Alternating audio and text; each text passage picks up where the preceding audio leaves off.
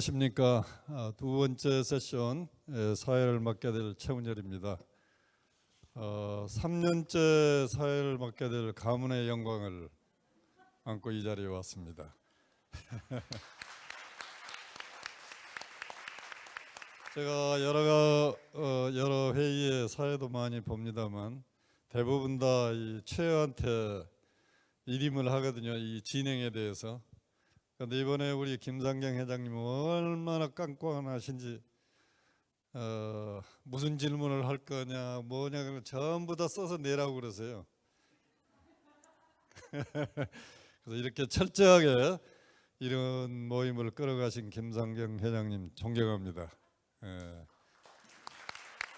그래서 우리 한국의 여성 금융인 네트워크가 해를 거듭할수록 이렇게 잘 진행되고 있다 이렇게 생각이 됩니다. 시간이 많지 않기 때문에 우리한테 주어진 시간이 한 80분입니다. 그 4분 발표를 하고 또 질의응답을 해야 되기 때문에 한 분당 한 15분 드리면 되겠습니까? 시간? 오케이. 15분 딱 되면 끊겠습니다. 그냥. 저는 뭐 잘하는 일은 없어도 시간은 철저하게 관리하는 특징이 있습니다. 그리고 한 분은 아까 이미 얘기하신 대로 원심보 총괄 본부장께서는 해외에 계신 관계로 줌으로 참여를 하신다고 합니다. 그럼 여기 이제 순서대로 그냥 진행을 하겠습니다. 최영권 우리 자산운용 대표께서 먼저 보내주신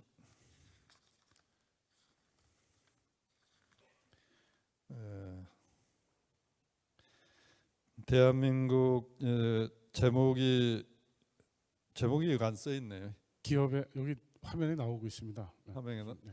기업의 ESG 경영과 투자 스튜디십 코드라는 주제로 한 15분 발표를 해주시고 또 간단한 질의응답을 갖도록 하겠습니다. 발표 부탁드립니다. 네, 그 방금이 아니라 좀 전에 소개받은 우리 자산운용의 최영권입니다. 전 사실 저 오른쪽에 계신 우리 최훈열 의원님이 저희 스승입니다. 그래서 너무 많이 떨리고 학교 다닐 때 그래도 교수님 과목은 제가 A-를 받았습니다. 학점 되게 짜시거든요. 하여튼 그 오늘 같이 저희 교수님과 함께 제가 오늘 이런 그 큰 행사에 기업의 ESG 경영과 투자 스튜어십에 대해서 말씀드리도록 하겠습니다. 일단 뭐 너무나 잘하시는 내용들이신데 이제 그 어떻게 보면 이제 투자 대상인 이제 기업들에게 갑자기 이 코로나 이후에 ESG 경영이라는 화두가 계속 이렇게 강하게 되고 있습니다. 가장 큰 이유는 어차피 잘 아시겠지만 ESG에 대한 어떤 개념은 투자자 입장에서 먼저 성립이 됐었죠. 우리가 뭐 과거로 쭉 돌아가 보시면 2006년도에 UN 이제 PRI가 만들어지고 거기에 이제 글로벌 자산 운용사 에셋 오너들이 어떻게 보면 ESG 투자 원칙을 지켜 나가는데 아마 이번 그 코로나 팬데믹 이후에 이러한 부분들이 상당히 더 빠르게 아마 진행되고 있습니다. 과거에 그 기업들은 뭐 1년에 한 번 아니면 분기별로 재무제표만 발표하면 뭐 그게 이제 끝난 내용이었죠. 하지만 이제는 그 비재무적 요인인 ESG를 정보 공개를 요구하는 글로벌 규제가 강화되고 있습니다. 우리나라도 2025년도 자산 규모 2조 원 이상의 상장 기업들은 이제는 ESG 정보를 의무적으로 해야 되고 2030년도에는 모든 상장 등록 기업까지 ESG 정보 공시가 이제 의무화됐습니다.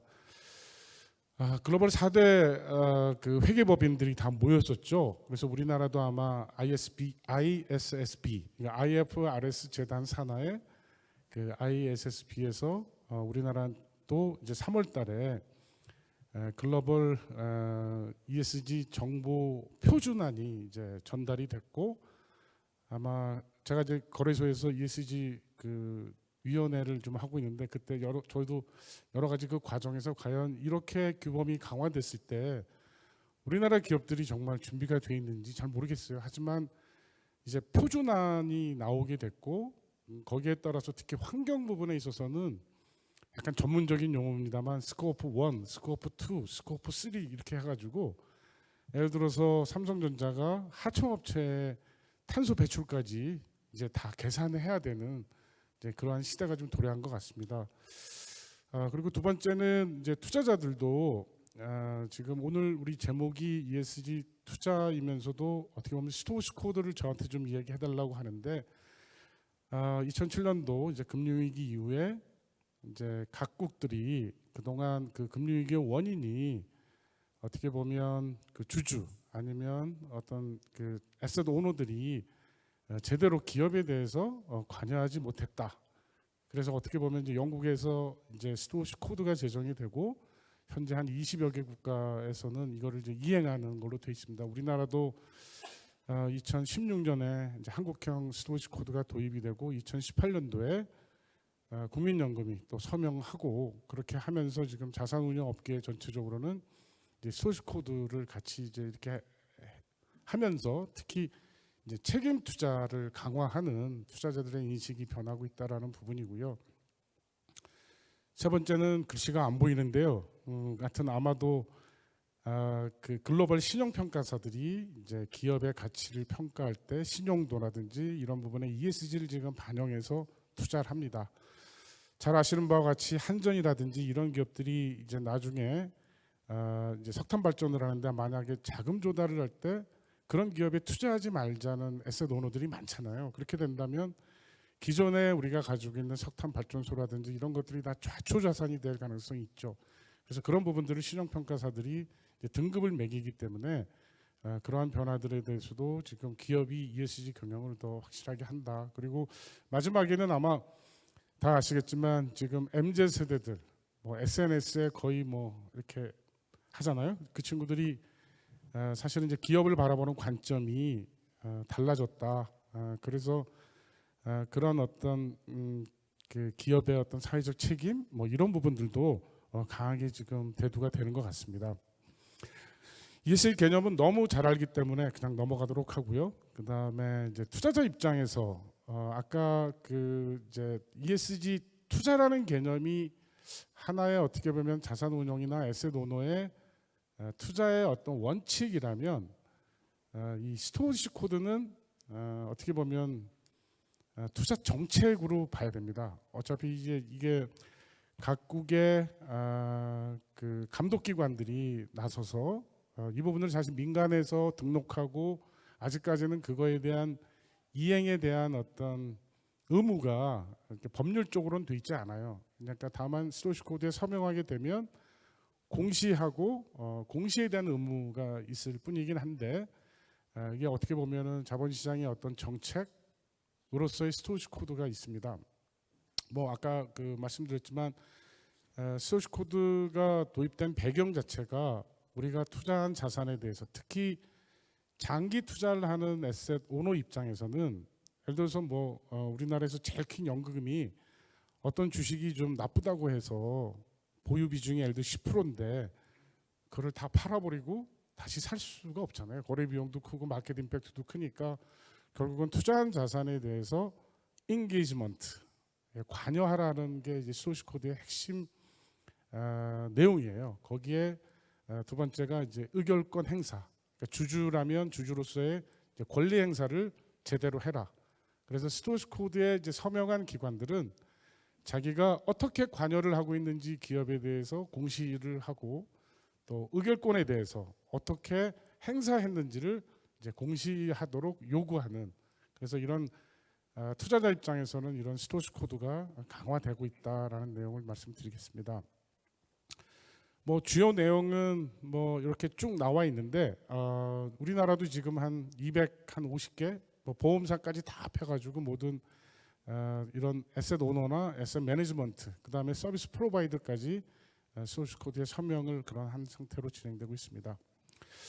이 그림은 제가 이제 ESG 투자와 스토어스 코드가 어떤 관계에 있는지를 한번 이렇게 제가 그린 겁니다. 잘 그리죠? 예.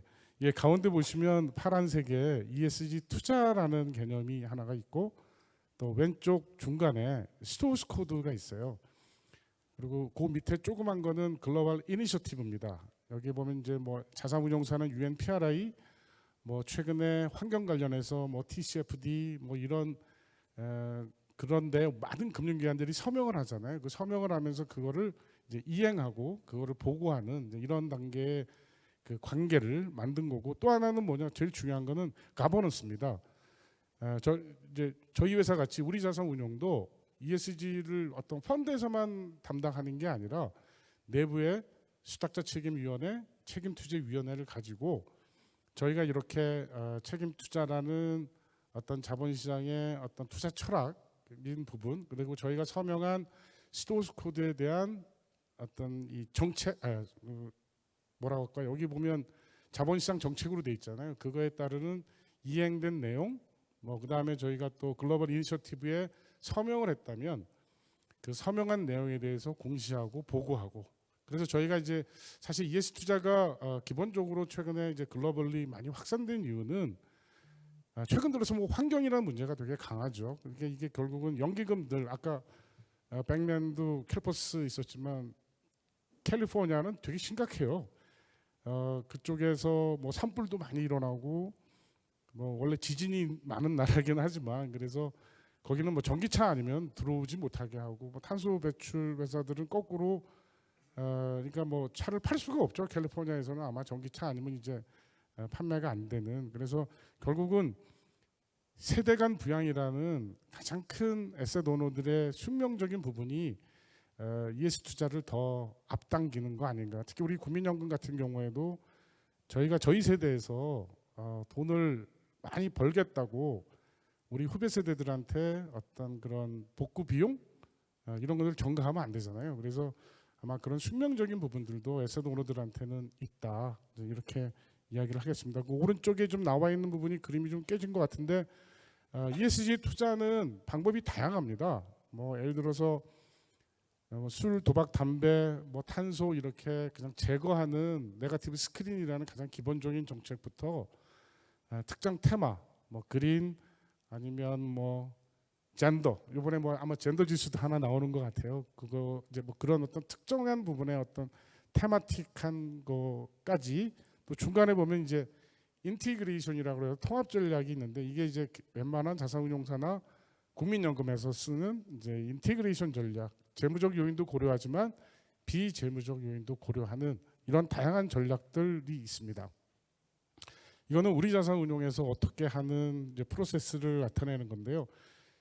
기본적으로 우리 자산운용은 ESG를 잘하고 있습니다. 시간 관계상 넘어가도록 하겠습니다. 저희 우리나라 ESG 투자 현황을 좀 보는데 좀 안타깝죠. 왜냐하면 이제 뭐 여기 그래프에서 보시면 이렇게 선은 수익률이고요. 그 밑에 있는 거는 이 AUM을 얘기합니다. 사실 이제 코로나 이전만 해도 수탁구가 되게 적었던 부분인데, 현재 공모펀드로만 판매되는 제가 이게 이제 KRX 우리 증권거래소에서 이걸 공시를 해요. 얼마나 팔리고 있고 수익률이 뭔가라는 걸 이제 이렇게 공시를 하는데, 들어가서 보니까 현재 우리나라에서 이런 ESG 투자로 판매가 되고 있는 상품의 그 AUM이 한 3조 7천 이렇게 되고요. 그 중에 주식형이 눈이 잘 안 보이는데 한 1.7조, 뭐 밑에는 채권형입니다. 채권형도 지금 빠르게 그 채권을 발행하는 기관들이 이제 뭐죠? 뭐 지금 보면 아시겠지만 이제 녹사지라 그래가지고 그린본드, 사회적 채권, 지속가능 채권, 이렇게 다양한 채권들을 발행을 합니다. 이제 그거에 대해서 최근에 이제 좀 경고가 있죠, 그죠? 예를 들어서 ESG로 채권을 많이 발행하면 글로벌 투자가들도 잘 사줘요. 왜냐하면 자기도 투자를 해야 되는 목표가 있기 때문에. 근데 그렇게 조달한 자금이 실제로 그린에 투자되고 있는지. 그래서 요새 그린 워싱 이야기를 많이 하는 거죠. 제대로 금융기관들조차도 지금 녹사지라고 하는 그런 채권을 발행액이 지금 최근에 일반 채권보다는 다 그렇게 다 발행을 합니다. 다 아시겠지만 여기 또 여성 금융인들이시니까 그런 채권들이 제대로 그 목적에 맞게 이제 쓰여져 있는지도 되게 중요한 이제 그런 이슈들이 최근에 좀 벌어지고 있는 것 같습니다. ESG 투자 아젠다가 좀 많이 변하고 있는 것 같습니다. 과거만 해도 사실 소셜에 대해서는 어떻게 계량화하지? 이건 되게 어려운 거 아니야? 우리나라에서는 대부분 보면 이 가버넌스에 상당히 이슈가 있었습니다. 그런데 또 코로나 이후에 또 지금 뭐 기후 온난화 뭐 이런 게 벌어지면서 또 2050년도에 다 아시지만 탄소 넷제로를 다 국가에서 다 선언을 했잖아요. 그리고 아마 그런 환경 부분에 대해서 기업들이 준비하지 않는다면 아마 유럽으로 들어가는 물건들은 다 관세를 물 겁니다. 탄소세라든지 이런 것들이 엄청 강화하고 되고 있기 때문에 그래서 얼마 전에 삼성전자도 아리백 진로 이즈백이 아니라 아리백이라는 게 있죠. 그래서 이제 삼성전자가 만들어낸 제품의 모든 전력은 신재생 에너지로 하겠다라는 걸 선언을 했어요. 어떻게 할 수 있을지 잘 모르겠지만 그렇게 기업들도 변화가 있고요. 시간이 점점 초읽기에 몰려가고 있습니다. 또 하나 오늘 뭐 사실은 아까 뭐 여러 번 얘기가 나와서 가장 또 중요한 부분이 오늘 여성 행사인데 뭐 말씀드린 대로 2022년도까지 우리가 2020년도에 의원님께서 만들어주신 자본시장법 개정이 있었고 아마 이제 올해 7월부터 이제 상장기업 자산규모 2조 원 이상의 회사들은 사회이사를 여성을 의무적으로 이제 해야 되는 거고요. 하여튼 뭐 그런 부분들이 앞으로 이 특히 여성들의 가지고 있는 섬세함과 또 장점이 많이 있었는데 다 까먹었는데요. 그렇게 그래서 기업 지배 구조가 개선이 되는 거죠. 예, 회계 투명성 이런 것들이 아마 잘 될 거라고 생각을 하고 있습니다. 마지막으로 잘 보이지도 않고 시간은 다가오고 있어서 네, 이상 말씀드리도록 하겠습니다. 감사합니다. 네. 예, 감사합니다. 기업의 ESG 경영과 투자 스튜어디십 코드에 대해서 전반적인 설명을 아주 쉽게 해주셔서 감사합니다. 아까도 잠깐 우리 최 대표께서 언급은 하셨지만 ESG를 평가할 때 가장 어려움 중에 하나가 객관적인 지표로 어떻게 계량화할 것인가. 이게 아마 현실적으로 제일 어려움 중에 하나라고 이렇게 지적이 되는데 구체적으로 우리 자산운용에서는 어떻게 해결합니까 그걸? 네, 지금 현재 그 ESG 투자할 때 아까 그 제가 우리 자산운용 걸 스킵을 했는데요.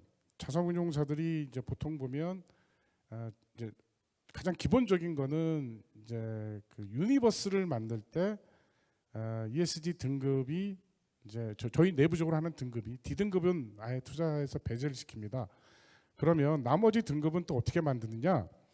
일단 저희가 지금 우리나라에서는 그 기업들이 정보 공시가 의무화되지 않기 때문에 우리나라에 서비스 프로바이더가 있어요. 뭐 한국지배구조원 엊그저께 이름이 바뀌었는데 그리고 뭐 서스트인베스트, 뭐 대신경제연구소, 그다음에 또 한 군데 있습니다. 그 네 군데에서 저희가 그 스코어링을 현재 받고 있고요. 그 스코어링을 받은 거를 또 저희 내부에 내부 등급화해서 이제 이렇게 하고 있는데 이게 사실은 이제 각 그 서비스 프로바이더마다 등급이 다르고 뭐 이렇게 하기 때문에 아직까지는 뭐 그런 부분에 대해서는 저희가 아마 이제 정보 공시가 의무화되는 과정에서 아마 그런 것들이 좀 더 정착되리라 이렇게 생각하고 있습니다.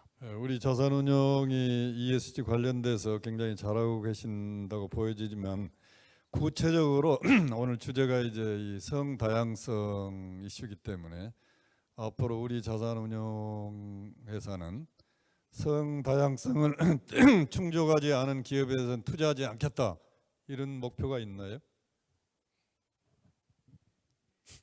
그래야 실질적인 효과가 나타날 거 아닙니까? 네, 그렇게 하도록 저희가 스코어에서 네거티브로요 아예 그냥 빼버리겠습니다. 투자 대상에서 그렇게 하겠습니다. 현실적으로 그게 이제 어려운 게 지금은 아까 김상경 회장님 말씀대로 이제 법의 제한으로 자산 2조 이상의 기업이기 때문에 우리 자산 운용이 자산 규모 2조 이상에만 투자할 수는 없잖아요. 그러니까 어렵지만 그래도 점진적으로 이건 제가 보기에는 이제 확대해 나갈 것 같은데 뭐 자산 운용이라든지 투자자들 입장에서 이런 조금 적극적인 자세를 취해줘야 이게 현실적으로 실행이 되지 않을까 그렇게 생각합니다. 감사합니다.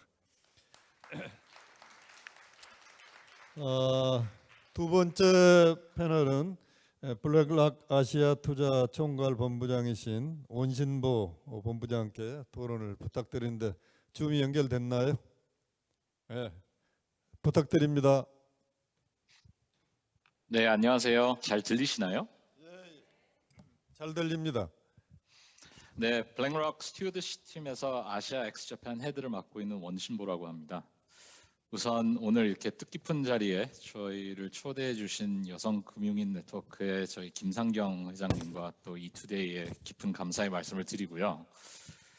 제가 사실 정말 오랜만에 한국어로 발표를 하는 자리라 상당히 걱정이 많이 되는데 혹시 발음이 나중에 조금 이상해지더라도 정말 너그럽게 양해해 주시면 감사하겠습니다. 오늘 저는 간단하게 저희 블랙락과 스튜어드십 팀에 대한 소개를 좀 드리고 그 다음에 왜 이 젠더 다양성이 투자와 관련된 이슈인지에 대해서 말씀을 드리겠습니다. 네, 다음 장 부탁드립니다. 네, 다음 장이요. 네, 저희 블랙락은 6월 30일 기준 약 8.5조 달러, 한화로 환산을 하게 될 경우에는 약 1.2경 원의 자산을 운용하고 있는 세계에서 가장 큰 자산 운용사입니다. 저희가 18,000명의 직원들이 현재 100여 개국에 있는 고객들을 섬기기 위해서 35개국에 위치한 오피스에 근무를 하고 있고요. 정말 중요한 것은 저희가 운영하고 있는 저희 자산의 100%가 전부 다 고객들의 돈이라는 것입니다. 저희는 순수한 위탁 운용사죠. 그래서 저희 고객들을 볼 경우에는 대부분 각국의 중앙은행이나 연기금을 포함해 굉장히 장기적으로 자금을 운영하는 기관 고객들이 대다수입니다. 그리고 이런 고객들의 뒤에는 저희 아시아에서만 보더라도 10억 명이 넘는 개인들의 저축자금 그리고 또 3억 명이 넘는 개인들의 은퇴 자금이 포함되어 있습니다. 이렇게 많은 사람들의 인생 자금을 운용하고 있기 때문에 저희는 장기 투자자로서 수탁자의 책임인 저희 fiduciary duty를 매우 심각하고 또 중요하게 받아들이고 있습니다. 다음 장이요. 네, 저희는 그 fiduciary로서 저희가 투자한 기업에 여러 가지 당부를 드리고 있습니다. 많은 분들이 아시겠지만 매년 저희 레리 핑크 회장이 기업 CEO 분들께 보내는 그 연례서신도 그 중에 하나인데요. 10년 전부터 그 내용을 들여다보게 될 경우에는 그 메시지의 핵심은 하나도 변하지 않고 있습니다. 기업의 장기 성과에 집중해달라라는 메시지가 그 핵심이고요. 2012년 서신에는 롱텀 퍼포먼스에 부합하는 거버넌스를 확립을 해달라고 부탁을 드렸고 또 많은 주목을 받았죠. 2020년 서신에는 기후 리스크는 곧 투자 리스크라는 점을 강조하면서 장기적인 리스크 관리를 위해서 TCFD와 SASB라는 프레임워크를 통해서 공시를 강화해달라는 당부를 드렸었습니다. 그리고 작년 같은 경우는 거기에 이어서 앞으로 다가올 넷제로 사회로서의 장기적인 전환에 대비해달라는 말씀을 드리고 그 다음에 올해 같은 경우는 저희가 이 기후변화나 ESG에 대해서 강조하고 있는 이유가 우리가 환경론자이거나 아니면 그 액티비스트가 아니라 장기 자본가들이고 그리고 또 기업들의 장기 자본 조달 계획에 큰 영향을 줄 수 있는 투자 이슈들이기 때문이라고 저희 포지션을 조금 더 명확하게 표현을 드린 바 있었습니다. 다음 페이지요. 네, 하나 더 넘겨주세요. 예, 블랙락은 스튜어드십 팀이 특히 이제 저희 AUM을 볼 경우에 절반 이상을 차지하고 있는 저희 주식 자산에 대한 그 수탁자 의무를 수행하는데 굉장히 핵심적인 기능이라고 생각을 하고 있습니다. 저희 팀이 하고 있는 이 일은 크게 세 가지인데요. 우선 저희는 직접적인 대화를 통해서 주주로서 투자 기업과 인게이지먼트 활동을 하고 있고요. 두 번째로는 저희가 보유한 모든 주식에 대한 의결권을 행사를 하고 있습니다. 그리고 마지막으로 저희 규제 당국이라든지 아니면 또 다양한 이해관계자들과 인게이지먼트를 통해서 좋은 거버넌스 프랙티스와 서스테이너빌리티에 대한 논의를 저희는 계속 좀 증진시키는데 저희 팀의 목적을 두고 있습니다. 다음 페이지요.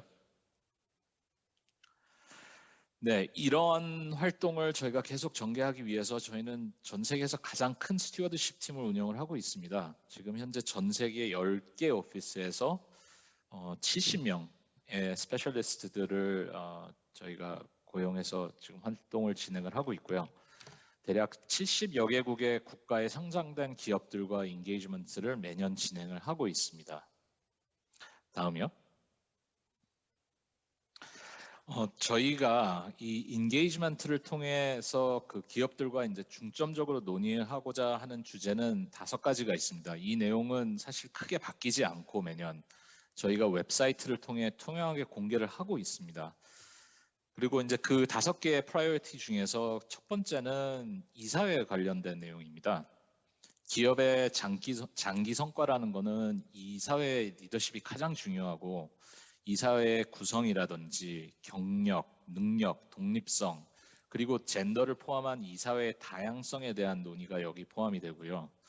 두 번째는 기후와 내추럴 캐피털에 대한 전략과 그 리스크 관리에 대한 대화들입니다. 세 번째는 장기 전략, 기업의 목적, 그리고 기업의 재무적 유연성에 관련된 논의가 되겠고요. 네 번째는 장기 성과와 부합되는 임원 인센티브 제도에 대해서도 저희는 많은 대화를 하고 있습니다. 그리고 이제 마지막으로는 기업이 사람에 대해서 미칠 수 있는 임팩트에 대한 대화들인데 여기에는 직원, 밸류체인 상에 있는 사업 파트너들, 그리고 지역 사회를 아우르고 있어서 ESG라는 스펙트럼에 봤었을 때는 소셜, S에 해당되는 주제들이라고 보시면 될 것 같습니다. 그렇지만 이 5개를 보시면 ESG에서 거버넌스에 해당하는 주제가 3개나 있습니다. ESG에 있어서 우리는 여전히 거버넌스가 핵심이라고 보고 있는 이유입니다. 다음 장이요. 시간 관계상 이 페이지는 넘어가겠습니다. 다음 장 부탁드립니다. 네, 저희는 매년 저희가 의결권을 행사하는 그 방향, 그 지침에 대해서 그 개정을 하고 있고 이거를 또 연초에 공개를 하고 있는데 2022년 주총 시즌을 앞두고 작년 말에 저희는 올해용 의결권 행사 지침의 일부 변화를 도입을 했었습니다. 특히 이제 저희 아시아 폴리시에서 굉장히 의미 있는 부분이라고 생각하는 부분이 저희가 처음으로 아시아에도 이사회의 젠더 다양성에 대한 보팅 폴리시를 발표를 했었습니다. 따라서 앞으로 아시아 기업들도 남성들로만 구성된 이사회의 경우에는 이사 후보 추천위원들이나 그 이사회 의장에 대한 재선임을 반대한다라는 폴리시를 올해 도입을 했고 실질적으로 의결권을 그 방향으로 행사를 시작을 했습니다. 이게 물론 국가별로 저희가 적용하는 기준이 조금씩 다르긴 합니다만은 미국과 EU 같은 경우에는 최소 2명이거나 또는 30%의 가이드라인이 이미 몇 년 전부터 저희가 도입해서 운영을 하고 있었던 접근 방법입니다. 다음 페이지요. 네, 2021년 7월 1일부터 2022년 6월 말까지 저희가 행사한 글로벌 의결권 스탯인데요. 여기 보게 되면 그 이사회의 젠더 다양성을 이유로 저희가 이사 선임 반대를 행사한 기업이 전 세계적으로 대략 1000여 개 정도 됩니다. 물론 이 중에 절대 대다수는 유럽 기업이지만 이게 아직 주총 시즌이 완료되지 않은 6월 말 기준이라는 점을 고려하면 아시아도 현재 표에 나온 이 119개 기업보다는 훨씬 더 높은 수치가 최종적으로 집계가 될 거라고 저희는 예상을 하고 있습니다. 그리고 물론 최소 여성 이사 1명이 아니라 미국이나 유럽과 비슷한 수준으로 저희가 기준을 잡고 이제 앞으로 아시아도 저희가 적용을 한다고 하면 사실은 아시아가 훨씬 더 큰 비중을 차지하게 되겠죠. 네, 다음 페이지요. 그래서 저희가 이제 그 많은 ESG 토픽 중에 다이버시티에 저희가 이제 주목을 하고 있는 이유는 이 이슈 또한 기업 장기 성과 그리고 장기 투자 수익률과 연관이 되어 있는 기업 서스테이너빌리티와 굉장히 밀접한 이슈라고 저희가 보고 있기 때문입니다. 다음 페이지요. 네, 이 사회의 그 젠더 다양성, 젠더 다이버시티 이 성과에 그 미치는 영향에 대해서는 사실 이미 굉장히 많은 연구가 있었고 저희 오늘 이 자리에 참석하신 저희 여성 금융인 네트워크 회원이시라면 아마 누구보다 잘 아시리라 생각을 합니다. 그런데 이미 아시아의 많은 국가들도 그 중요성을 인식을 하고 있고 그리고 그 부분을 조금 더 권장을 하기 위해서 굉장히 많은 규제와 가이드라인을 현재 도입을 하고 있습니다. 홍콩 같은 경우는 내년부터 이사회의 젠더 다양성에 대한 타겟 그리고 언제 이것을 달성할지 그 달성 시기를 함께 공시하도록 규제를 도입했고요. 여기 더해서 직장 내에 전체 젠더 밸런스, 젠더 다양성에 대한 정책과 목표 그리고 그 달성 시기도 함께 공시할 것을 지금 요구를 하고 있습니다. 싱가포르는 이미 작년부터 시작을 했고요. 이사회의 다양성에 대한 마찬가지로 타겟과 달성 시기를 공개하도록 규제하고 있죠. 그리고 일본 같은 경우는 정부 차원에서 2025년까지 직장 내 여성 비율을 어떻게 올릴 것인지 이거를 굉장히 세분화해서 직급별로 타겟을 지금 수립을 해서 정책으로 이제 도입을 할 계획을 가지고 있고요. 그리고 아직도 이머징 마켓인 말레이시아나 베트남 같은 경우도 내년부터 이사회로 하여금 여성 고위 임원 비율을 어떻게 올릴 것인지 검토하고 관련된 정책을 수립하고 공시하도록 규제 도입을 했습니다. 물론 우리나라도 아까 말씀 많이 나왔지만 자본시장법이 개정되면서 굉장히 중요한 발걸음을 뗀 상태인데 앞으로 저희가 다 같이 노력을 좀 많이 해야 될 부분이라고 생각을 합니다. 네, 다음 페이지요. 네, 마지막으로 저희가 내부적으로 했던 몇 가지의 그 연구 결과로 제가 마무리를 하도록 하겠습니다. 저희 블랙락 내부에는 그 Center for Long-Term Capitalism이라는 연구소가 하나 있습니다. 그리고 이 자료들은 올해 발표한 내용들인데요. 이 첫 번째 지금 보이시는 이 그래프는 그 S&P 500 기업들 중에 젠더를 포함해서 젠더 다이버시티를 포함해서 이 사회의 가장 다양성이 높은 기업 그 그룹과 가장 낮은 기업 그룹의 5년 누적 주가 퍼포먼스를 비교한 내용입니다. 보시면 죄송합니다. 이 슬라이드는 죄송합니다. 화면이 갑자기 안 보이네요. 네. 예, 죄송합니다. 이 부분은 사실 그 내용이 이 내용이죠.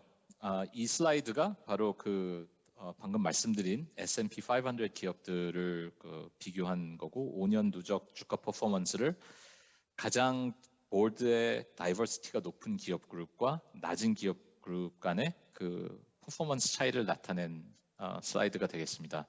그리고 하나 더 올려 다시 돌아가 주시면 네, 감사합니다. 이 그래프는 저희가 MSCI 월드 인덱스 기준으로 똑같은 시기죠. 2017년부터 2021년 5년 사이에 그 직원 고용을 하는 데 있어서 여성 고용 비율이 가장 높은 기업 그룹과 가장 낮은 기업 그룹의 퍼포먼스를 비교를 한 내용입니다. 그래서 이게 이제 이 사회의 어떤 젠더 다이버시티 이슈뿐만 아니라 실무진 레벨에서도 여성 비중의 효과가 주가 퍼포먼스에 상당한 영향을 지금 주고 있다라는 것을 저희는 볼 수 있고요. 그 다음에 마지막 슬라이드로 가주시면 네, 고맙습니다. 예, 이거는 이제 똑같은 MSCI 월드 인덱스 기준으로 이제 저희가 분석을 했었는데 이거는 직원 만족도가 주가에 미치는 영향을 좀 분석을 해본 내용입니다. 직원들이 익명으로 참여할 수 있는 제3자 사이트에 있는 데이터를 빅데이터 기반으로 저희가 이제 분석을 한 내용인데 당연히 여기에는 응답자의 절반 정도는 여성 직원들이시겠죠. 그래서 마찬가지로 그 회사 기업에 대한 만족도가 가장 높은 기업 그룹과 그 하위 그룹 사이에 또 누적 주가 퍼포먼스 차이를 보게 된다면 여기도 마찬가지로 굉장히 그 큰 퍼포먼스의 차이를 보실 수 있습니다. 그래서 저희는 이 젠더 다이버시티 이슈 또는 젠더 이퀴티, 젠더 인클루전 이슈의 이 문제가 단순히 어떤 복지 차원이라든지 아니면 어떤 여성 인권 차원의 이슈가 아니라 기업들한테는 그 장기 성과, 장기 주가 퍼포먼스와 연결된 그 경영진, 이사회 모두가 굉장히 고민이 많이 필요한 거버넌스 이슈, 그 거버넌스의 영역에 있는 문제라고 저희는 강조를 드리고 싶고요. 예, 이것으로 제 발표는 마치도록 하겠습니다. 고맙습니다. 예, 감사합니다. 정해진 시간 내에 발표해 주셔서 감사합니다. 그 블랙락의 실증 사례 결과가 우리한테 주는 시사점이 굉장히 큰 것 같습니다. 이사회 구성의 다양성이 구체적으로 기업 성과에 미치는 영향이라든지 뭐 이런 내용은 저 다른 연구에도 많이 있습니다만 보다 더 실감나게 온 본부장께서 말씀을 해주셨습니다. 한 두 가지 정도만 질의를 드리겠는데요. 하나는 일반적인 ESG 관련된 부분하고 또 하나는 이제 젠더 이슈에 관련돼서 말씀을 여쭤보고 싶은데, 요즘은 뭐 ESG란 용어가 일반화되고 있습니다만 한 2, 3년 전만 해도 상당히 생소한 개념이었습니다. 그게 오늘처럼 이렇게 기업 경영의 하나의 정착된 가이드라인처럼 된 그 시발점이 제가 알기로는 블랙락의 레리 핑크 회장께서 큰 역할을 해주셨습니다. 그분이 2년 전에 화석연료 기업의 투자를 중단하면 ESG를 투자의 기준으로 삼겠다, 이런 선언 이후에 각 기업들이 아마 ESG 관련된 경영을 현실적으로 받아들이는 계기가 됐지 않나 싶습니다. 그래서 오늘날 ESG가 일반화되도록 하는데 크게 기여를 해주셨는데, 놀랍게도 금년 5월 달에 또 레리 핑크 회장께서 과도한 기후변화 대책은 고객사의 재정적 이익에 부합하지 않는다, 이렇게 또 말씀하심으로 인해서 ESG를 좀 후퇴한 게 아닌가 하는 우려를 낳게 한 기자회견을 하신 적이 있어요. 그 기자회견을 하시게 된 배경이 뭔지, 그리고 블랙락이 실질적으로 ESG를 투자 의사결정하는데 참여하는 그 기준이 좀 달라지셨는지 여기에 대해서 좀 말씀을 해주시죠. 네, 위원님 그 정말 좋은 질문 주셔서 감사드리고요. 이 부분에 대해서 제가 좀 그동안 언론이라든지 여러 분야에서 좀 혼선이 있었던 것 같은데 이거를 해명할 수 있는 기회를 주셔서 감사합니다. 사실 그게 저희 레리 핑크 회장이 한 어떤 기자회견이 아니라 저희가 5월 달에 미국 주총 시즌을 앞두고 그 하나의 자료를 발표를 했습니다. 저희가 사실 지난 한 3년 동안 목격한 바로는 매년 주총 시즌에 주주 제안들이 굉장히 많이 늘어나고 있었어요. 그리고 특히 기후 관련된 그 주주 제안들이 계속 증가하는 트렌드였는데, 그 전해까지만 하더라도 그 주주 제안들의 내용을 살펴보자면 뭐 넷제로로 어떻게 전환할 것인지 그 전략에 대한 어떤 공시를 해달라, 또는 나는 기후변화 리스크를 어떻게 관리를 하고 있는지 그 내용을 공시를 해달라라는 류의 그 주주 제안이 가장 많았던 반면, 저희가 미국 주총 시즌을 앞두고 올해 주주 제안들의 내역을 살펴보니까 훨씬 더 프리스크립티브해지고 어떻게 보면 경영진에 굉장히 부담을 많이 가중시킬 수준의 디테일한 주주 제안들이 굉장히 많아졌어요. 예를 들자면 앞으로 12개월 안에 특정 그 공장을 어떻게 폐쇄할 것인지 그 전략을 발표를 하라든지, 저희가 보기에는 경영진과 이사회의 어떤 전략 수립이라든지 아니면 어떤 계획의 영역에 해당되는 굉장히 좀 부담스러운 그런 주주 제안들이 굉장히 많아졌었습니다.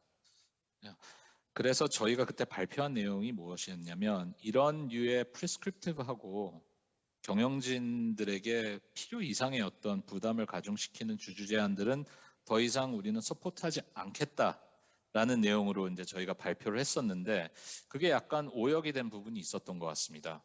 저희는 여전히 ESG 이슈는 굉장히 중요한 기업의 장기 서스테이너빌리티 관련된 이슈라고 보고 있고 여전히 관련돼서 인게이지먼트를 하고 있고 일부 이슈들에 대해서는 의결권을 통해서라도 변화를 촉구를 하고 있습니다. 그래서 이 기회를 통해서 그게 약간 좀 misrepresent된 그 사실이라는 부분을 말씀을 드리고 싶습니다. 이번 우리 저 컨퍼런스가 좋은 계기가 된 것 같습니다. 그런 오해를 네, 불식시킬 수 감사합니다. 있는. 그 다음에 이제 ESG면 ESG 세 가지 항목인데 그 웨이트가 각각 어떻게 되나요? 저 블랙락에서는? 이 부분은 사실 조금 전에 저희 우리자산운용의 최 대표님께서도 말씀을 잘 해주셨는데 사실 저희가 어떤 특정 웨이트를 딱 정해놓고 모든 투자 전략이라든지 투자 상품을 제조하지는 않습니다. 아까 서두에 제가 말씀드린 대로 저희는 순수하게 위탁 자산운용사고요. 저희 클라이언트들이 원하는 방식으로 저희는 투자 솔루션을 제공을 해야 되는 의무를 가지고 있습니다. 그래서 어떤 클라이언트들 같은 경우에는 특정 뭐 E 팩터가 됐든 S 팩터가 됐든 G 팩터가 됐든 특정 기업군은 아예 배제를 해달라라고 요청하시는 분들도 있고 또 반대 끝단에는 나는 어느 정도의 실물 경제에 임팩을 줄 수 있는 그런 투자 솔루션을 제공을 해달라라고 요구하시는 분들도 있습니다. 그래서 대표적인 게 기후 변화에 직접적으로 어떤 기술 변화라든지 아니면 새로운 솔루션을 발굴하고 있는 기업들 중심으로 포트폴리오를 꾸려달라라고 하면 이제 저희가 그 테마틱이라든지 아니면 임팩트 형태의 어떤 펀드를 통해서 그 자산을 운영을 해드리고 있고요. 사실 그 중간에 그 아까 인테그레이션이라고 말씀을 하셨는데 저희도 똑같은 단어를 씁니다. 그래서 기존에 우리가 운영을 하고 있던 그런 포트폴리오랑 거의 비슷한 형태이지만 그 안에 구성원들은 ESG라는 퍼포먼스 안에서 그 잘하는 기업들 중심으로 어떤 포트폴리오를 꾸려달라라고 하는 그 수요가 사실은 가장 큽니다. 그래서 굉장히 다양한 방법과 전략을 통해서 저희 고객들의 그 요구에 맞춰서 저희는 지금 그 투자 플랫폼과 펀드 그리고 전략들을 제공을 해드리고 있습니다. 고객들은 일반적으로 자기 이해에 집착하는 그런 경향이 많이 있잖아요. 네. 그래서 뭐 지금 이제 기후 이런 이슈에 혹 더 웨이트가 많이 갈 같은 느낌이 많이 드는데 실질적으로 블랙락이 이제 이런 젠더 이슈 같은 거를 더 강조하시고 여기에 웨이트를 더 둔다는 어떤 방침을 정하신다면 이런 이사회 구성의 다양성에 훨씬 더 도움이 되지 않을까 싶어서 앞으로 참고를 해주셨으면 합니다. 네, 그렇게 하겠습니다. 감사합니다. 네, 오늘 참여해 주셔서 감사합니다.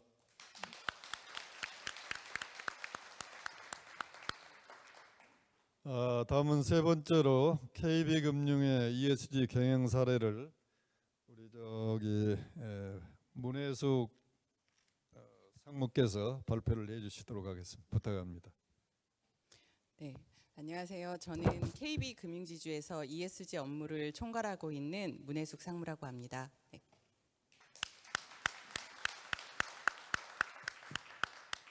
먼저 오늘 KB금융의 ESG 경영 사례를 이렇게 좀 의미 있는 자리에서 발표할 수 있도록 자리를 마련해 주신 이투데이와 여성금융인 네트워크의 김상영 회장님께 감사드립니다. 그리고 또 저희의 굉장히 중요한 주주 중에 한 분이 블랙락이신데 또 블랙락의 원시모 전무님이 같이 참여를 하고 계셔서 저희의 사례를 공유해서 되게 의미 있게 또 여러분들의 의견도 듣고 또 여러분들이 어떤 다양성 전략을 기업들이 마련을 할 때 어떻게 해야 되는지를 저희가 같이 공유하는 자리이기도 하지만 또 한편으로는 또 블랙락의 저희의 그 ESG 추진에 대한 사례를 얘기하면서 좀 IR 할 수 있는 자리가 되기도 하는 것 같아서 더욱더 의미 있게 저희가 발표를 드릴 수 있을 것 같습니다.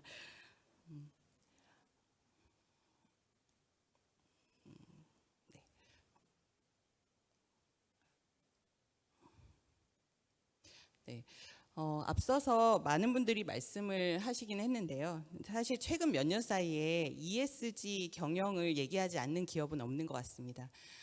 최근에 많은 기업들이 ESG 경영을 얘기를 하면서 ESG는 이제 기업의 생존을 위한 가장 중요한 전략의 하나로 자리매김해 되었는데요. 많은 부분들이 앞서서 원시보 전무님께서도 말씀하시고 최 대표님께서도 말씀하셨지만 ESG 경영을 얘기할 때 저희가 상대적으로 환경과 관련돼서는 많은 부분에서 이제 진척이 없었기 때문에 최근에 또 기후 변화와 맞물려서 환경에 좀 더 포커스돼서 얘기들이 많이 된 것도 사실입니다. 하지만 사실 사회 부문에 있어서 여러 발전들이 있어 왔고 특히 그 사회 부분에 대한 논의들이 더욱 강화되고 확대돼 나가면서 기업의 어떤 다양성이 기업의 지속 가능한 성장을 위한 중요한 아젠다로 인식되고 또 다양성, 형평성, 포용성을 핵심으로 하는 ESG 경영을 추진하는 기업들이 점차 확대되고 있습니다. 그러면 왜 이런 다양성 확보가 왜 필요할까를 좀 말씀을 드리고자 하는데요. 국가적 차원에서도 다양성의 요구가 굉장히 증가되고 있고 기업에서도 이런 다양성 확보의 노력들이 서로 굉장히 경쟁적으로 이루어지고 있습니다. 다양성의 요구 증가를 좀 보시면 이 저희 나라뿐 아니라 글로벌의 거의 모든 기업들이 같이 공통적으로 갖는 문제이기도 하는데요. 저출산과 고령화가 심화되면서 그 사회의 경제 활동 인구가 점점 줄어들고 있고 여기에 따라서 이제 경제 성장도 좀 침체되고 있죠. 그러다 보니 여성의 사회 참여에 대한 요구의 목소리가 훨씬 더 커지고 있습니다. 그래서 이제 이런 부분에 대한 요구 그리고 다문화 가족을 이제는 흔하게 다문화 가정을 볼 수 있는데요.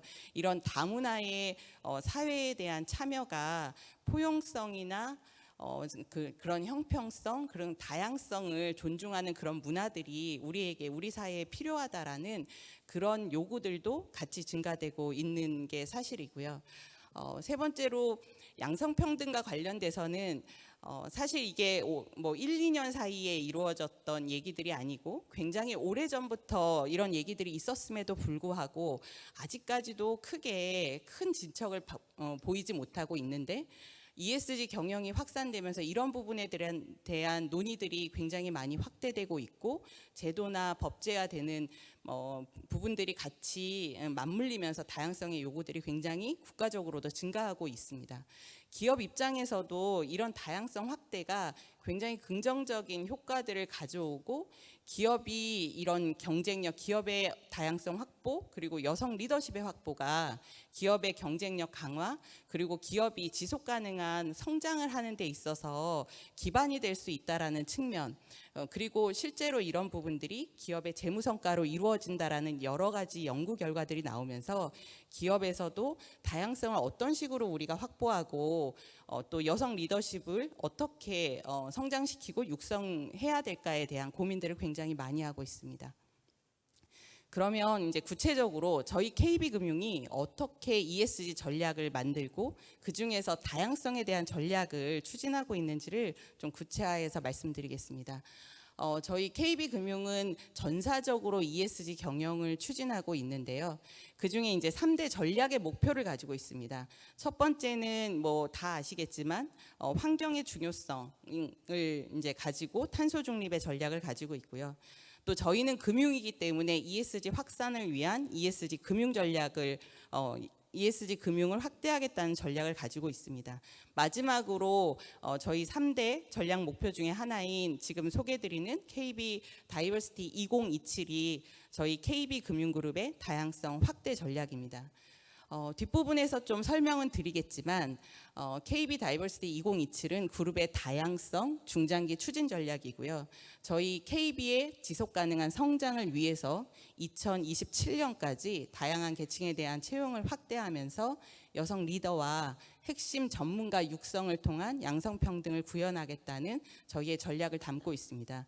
여기서 제가 좀 강조해서 말씀드리고 싶은 거는 KB의 이미지 개선을 위해서 그래서 다양성 전략을 추구한다 이런 게 아니라 KB의 지속 가능한 성장을 위해서 저희는 다양성 전략을 가지고 있고 탄소 중립과 그리고 ESG 금융 확대와 마찬가지로 동일하게 저희의 가장 큰 전략의 한 축으로 가지고 있다라는 것을 좀 강조해서 말씀드리고 싶습니다. 그러면 저희가 이런 전략을 세우면서 저희의 현황에 대해서 조금 더 말씀을 드리려고 하는데요. 먼저 이제 이사회에 대해서 좀 말씀을 드린다라고 하면 여기 이제 최윤열 의원님께서도 발의하셔서 저희가 이제 여성 이사에 대한 선임 의무화가 올해 이제 법제화돼서 이제 시행이 되고 있는데 저희가 이사회의 중요성, 이사회 다양성의 중요성은 조직과 경영진의 다양성을 지원할 수 있다라는 측면에서 굉장히 중요한 의미를 가진다라고 생각합니다.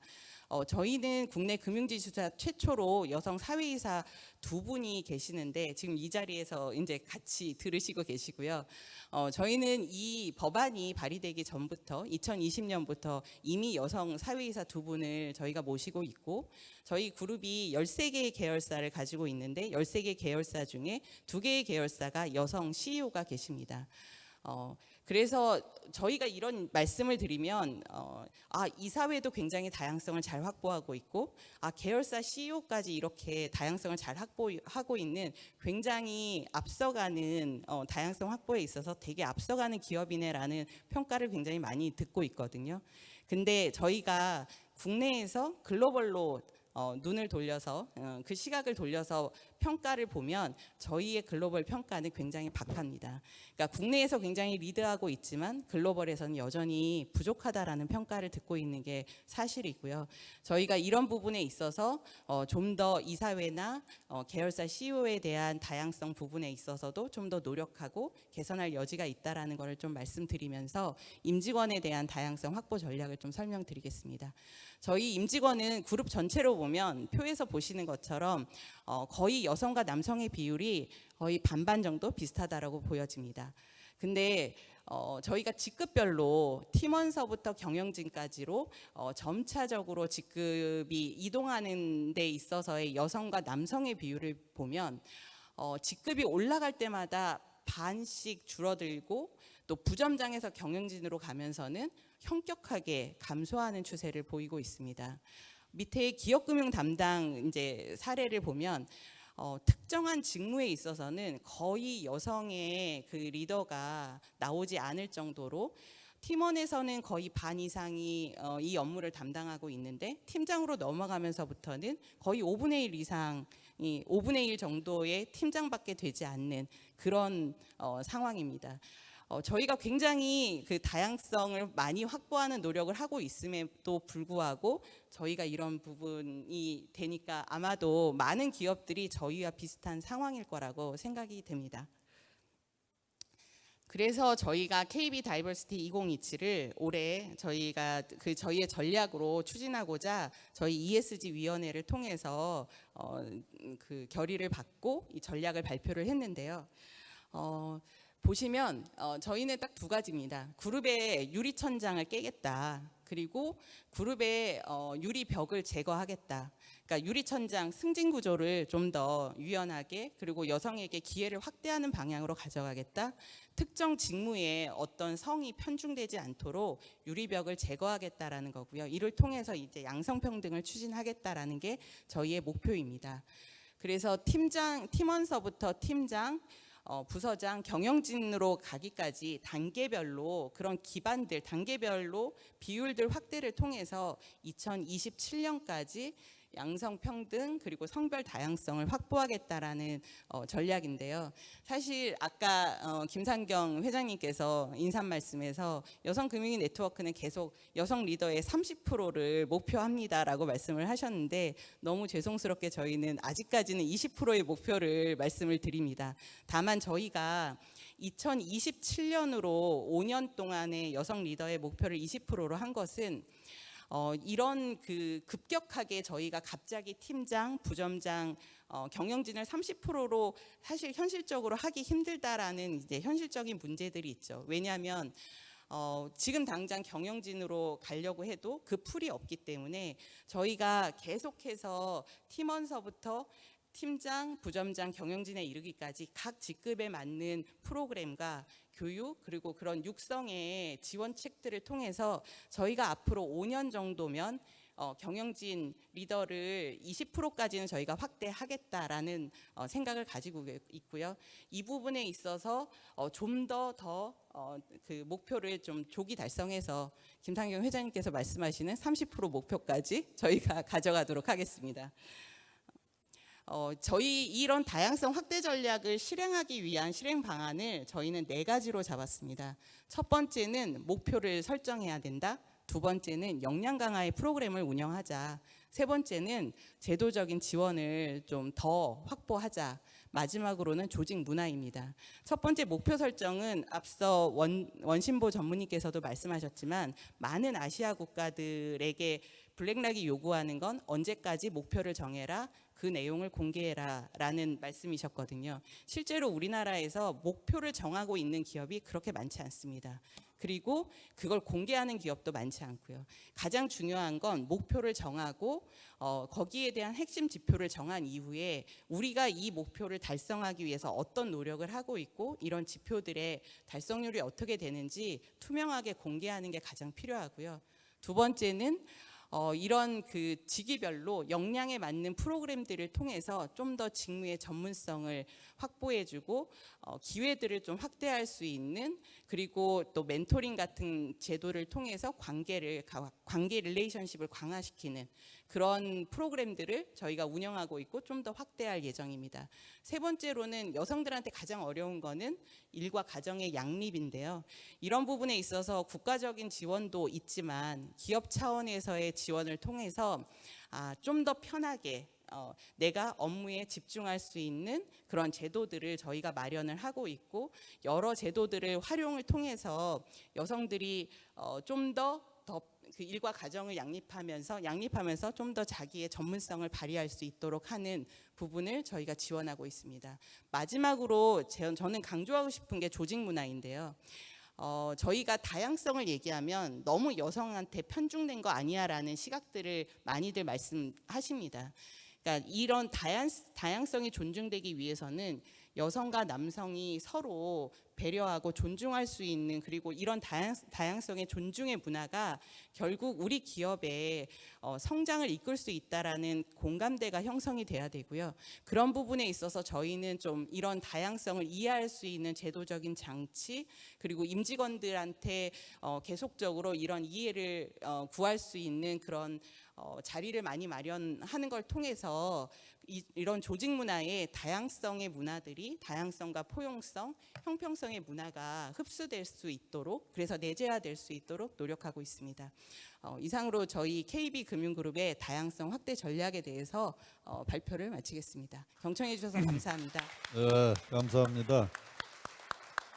문 본부장 마지막 말씀에 이제 이런 젠더 이슈로 하면 되게 여성 편중에 대한 문제를 많이 제기를 하는데 저도 많은 곤욕을 느꼈습니다. 제가 법안을 발의하니까 이제 소위 이대남들이 저한테 엄청 악플을 많이 보내는데 제가 그 답은 뭐였느냐 하면 10년 15년 후에는 너희들 위한 법이 될 거다 이게 우리 사회에 가는 여러 가지 그 방향을 보면 그런 답을 한 생각이 납니다. 자본시장법 개정으로 자산 규모 2조 이상인 기업에 대해서 금년부터 특정성으로 이사를 구성 못하도록 한 법이 시행된 이후에 많은 기업들이 저한테 아직도 많은 그 불만을 토로합니다. 너무나 비현실적인 법을 만들어서 지금 자기들의 애를 먹고 있다. 그 내용을 보면 전문가를 찾기가 어렵다. 그런데 그것도 저는 제가 보기에는 구실이라고 생각합니다. 그분들이 생각하는 사회사 풀은 어떻게 정해져 있느냐 하면 대학 교수, 변호사입니다. 대학 교수도 경제학과, 경영학과 교수, 변호사. 그러니까 법률 전문가 아니면 경제, 경영 교수 중에서만 찾다 보니까 사람이 없다고 아우성인데 기업 경영에 필요한 사람을 다 문을 엮고 찾으면 왜 없겠습니까? 예를 들어 식품회사의 경우다. 그럼 뭐 생활과학대학의 식품영양학과 교수라든지 농대 식품학 교수들이 많이 있잖아요. 생각하지도 않아요. 우리 기업 경영에 실질적으로 도움을 줄 수 있는 이사를 찾으려 노력은 하지 않고 형식적으로 조건만 맞추려고 하다 보니까 사람 찾기가 어렵다 이런 불평들을 많이 하는데 우리 저 KB는 제가 알기로는 아까 얘기하셨지만 2020년부터 전혀 사회에서 그런 이슈가 되기도 전에 그 당시 행장님이 굉장히 선구자적인 그런 분이어가지고 여성 사회이사를 모시기도 하고 그랬는데 현실적으로 찾다 보면 전문가 찾기가 어려우시던가요? 어떻던가요? 저희 사추위원장님도 여기 계시지만 저희 지금 저는 의원님께서 말씀하신 부분에 이제 동의하고요. 그런 전문가들이 그러니까 남성 중심으로 계속 사고하고 있기 때문에 여태까지는 여성 사회이사의 풀을 구성을 하지 않았고 그러다 보니 우리가 전문가가 없다라고 얘기를 하시는 거고 여성 사회이사의 풀을 구성하고 그 시야를 넓게 가져간다라고 하면 전문가가 없다라고 생각하지는 않습니다. 그러니까 아직도 그걸 보면 우리나라 기업 경영은 소위 이제 그 재벌 중심의 기업 경영에 대한 그거가 뿌리 박혀 있기 때문에 그런 불평이 나온 게 아닌가. 전문 경영자 입장에서 보면 정말로 내가 경영하는데 도움을 줄 수 있는 이사를 찾는다면 많이 계실 것 같아요. 뭐 금융인 출신뿐만 아니라 기업에도 요즘 여성분들이 꽤 많이 계시잖아요.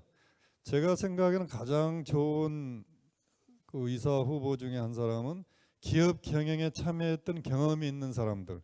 이분들이 가장 아마 좋은 풀일 텐데 그거를 거의 외면하고 이런 불평들을 많이 하는 것 보면 아직도 우리 사회가 좀 가야 될 길이 멀다. 그리고 지금은 2조 이상이니까 대상 기업이 한 170여 개밖에 안 됩니다만 이걸 점점 더 확대하다 보면 상장 기업이 1000개 이상이 되기 때문에 이렇게 됐을 때 어떤 이제 반응을 보일지 제가 좀 끔찍하기도 합니다. 그리고 KB는 뭐 그 당시 저도 이제 참여를 해보면서 당시 그 행장께 제가 말씀드렸던 거는 그 당시 여성 사회이사 모신다는 건 생각을 잘 우리 사회 자체가 하질 않으니까요. 그때 제가 이제 강력하게 추천을 드리면서 여성 사회이사 중에서도 그 당시 주택은행과 국민은행이 합병해서 주택금융의 웨이트가 크기 때문에 주택금융이나 부동산의 전문가 중에서 여성분을 한번 찾아보자. 그렇게 해서 이제 국토연구원에 그 여성 박사분을 모신 경험이 납니다.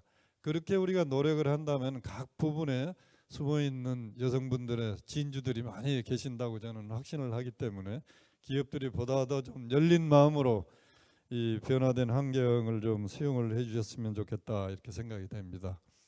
그리고 아까 김상경 회장님도 언급하셨지만 자본시장법 개정 이후에 여러 가지 이 법의 한계에 대해서 지적된 논문이라든지 또 칼럼들이 많이 있어요. 며칠 전에도 우리 오정남 우리 회장님이 저한테도 그 칼럼을 하나 보내주신 걸 읽어보니까 이제 요지는 두 가지입니다. 첫째는 1명 이상이면 부족하다. 숫자가 너무 적다. 두 번째, 의무공시가 아니기 때문에 법을 위반해도 제재할 방법이 없다. 이 두 가지가 이제 큰 이슈인데요. 숫자의 경우에는 제가 원래 법안에는 3분의 1 이상으로 하기로 했었습니다. 근데 나중에 곰곰이 들여다보니까 한국 현실을 무시하고 한 법안이었어요. 지금 현재 자산 규모 2조 이상인 기업은 과반수 이상을 사회이사도 하도록 법제화되어 있습니다. 지배구조에서. 그러면 30%를 이사로 해야 된다고 그러면 이제 우리나라 자산규모 2조 이상인 기업의 평균 이사 수가 9명입니다. 3분의 1이면 3명이 해야 되잖아요.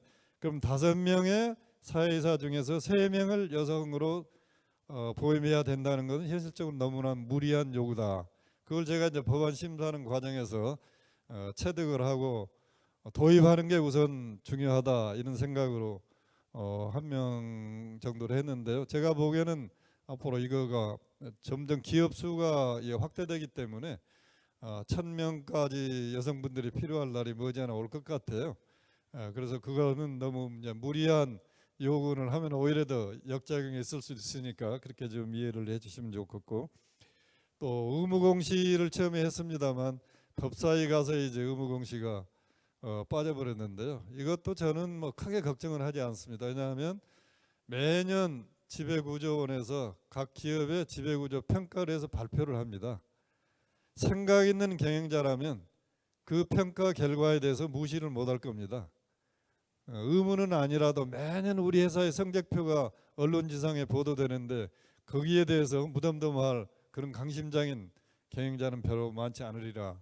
이렇게 돼서 이것도 장기적으로 뭐 이제 의무공시로 가야 될 방향은 맞습니다만 이 부분도 이제 정착되는 과정에서 그런 제약이 있다고 생각이 되는데, 실제 또 KB에서 경영해 보시니까 그 의무공시 조항이 있는 것과 없는 거에 현실적으로 좀 차이가 많이 나던가요? 최근에 이제 ESG 경영 기업들이 하면서 지속 가능 경영 보고서를 이제 발간하는 기업들이 이전 대비해서 굉장히 많이 늘어났고요. ESG 평가에 대해서도 기업들이 굉장히 이제 많이 그 평가에 대해서 대응하고자 노력을 많이 하고 있습니다. 그리고 실제로 또 비재무 정보에 대한 공시 표준화의 글로벌 움직임이 있고, 올해 말에 ISSB에서 그 비재무 정보 공시에 대한 이제 글로벌 베이스라인이 마련이 되면 우리나라에서도 이제 그걸 바탕으로 하는 공시 항목들이 나오게 될 거고요. 앞서서 이제 여러 가지 연구 결과에서도 있는 것처럼 이사회의 다양성 그리고 기업의 다양성이 기업의 어떤 성장이나 지속 가능성, 재무 성과에도 영향을 준다는 그런 연구 결과가 있기 때문에 그런 지속 가능성에 영향을 주는 항목들에 대해서는 공시가 항목이 포함이 될 거라고 예상을 하고 있습니다. 그래서 이 부분은 기업들이 지금 현재는 자율적인 공시를 하고 있지만 가장 중요한 항목으로 공시를 하고 있다. 지속 가능 보고서를 발간하고 있는 기업들은. 그리고 이후에는 그런 지속 가능 경영 보고서가 25년에는 자산 2조 원 이상이 의무화되고 2030년에는 이제 상장 기업들이 다 의무화되는 시점에는 저희가 그 부분에 대해서는 같이 그 항목이 보고서 안에 들어갈 거기 때문에 결국에는 순차적으로 의무 공시가 이 항목만이 아니더라도 말씀하신 이제 발의하신 그 법안에서는 일부 조정이 됐지만 결국 그 ESG 경영으로 인한 그런 비재무 정보 공시에는 포함이 될 수밖에 없다. 그래서 걱정 안 하셔도 될 것 같습니다. 네. 네, 감사합니다. 오늘 좋은 발표를 해주신 우리 문 본부장께 박수를 부탁드립니다. 마지막으로 MSCI 김태우 상무님께 발표를 부탁드립니다. 안녕하십니까. MSCI에서 근무하고 있는 김태우입니다. 오늘 제가 마지막 순서이기 때문에 발표는 짧게 끝내도록 하겠습니다. 그리고 앞에 세 분 발표자께서 자료를 굉장히 많이 준비해 주셨는데 저 같은 경우는 자료도 한 3페이지 정도로 간략하게 준비를 했고요. 먼저 제가 근무하는 MSCI라는 회사에 대해서 간단하게 설명을 드리고 발표로 넘어가도록 하겠습니다. 저희 MSCI는 라는 회사는 크게 4가지 사업부로 구성이 되어 있습니다. 인덱스, 그리고 ESG and Climate, 그리고 리스크 애널리틱스, 그리고 마지막으로 부동산 등 4개의 사업부로 구성이 되어 있고요. 이 중에서 ESG 같은 경우에는 한국 사업 그리고 한국 기업들에 대한 평가가 굉장히 이제 타 외국계 평가사들보다는 큰 편입니다. 저희가 한국 기업 같은 경우에는 한 420개 이상을 저희가 평가를 하고 있고요. 그리고 제가 근무하고 있는 이제 MSCI 서울 오피스에도 ESG 리서치를 전담을 하는 리서치 애널리스트들이죠. 그 한국인 인력들이 5명이나 이제 상시 근무를 하고 있습니다. 회사들 중에서는 이제 한국 관련 ESG 관련 인덱스 그 인력의 규모와 비즈니스 규모가 굉장히 크다라고 이제 말씀을 드릴 수 있고요. 이제 그렇다면 한국에서는 이제 MSCI가 과연 어떤 일을 하고 있느냐를 간단하게 설명을 드리면 ESG 관련해서는 이제 기관 투자자들이죠. 연기금, 뭐 보험사 그리고 자산운용사, 증권사들에게 다양한 ESG 관련 솔루션을 저희가 이제 제공을 하고 있습니다.